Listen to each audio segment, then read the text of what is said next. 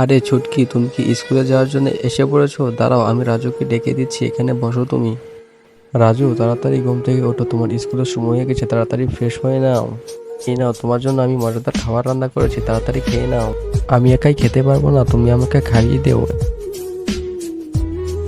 আরে রাজু, আমি তো ভুলে গেছি, আমার অনেক কাজ বাকি আছে এখনো।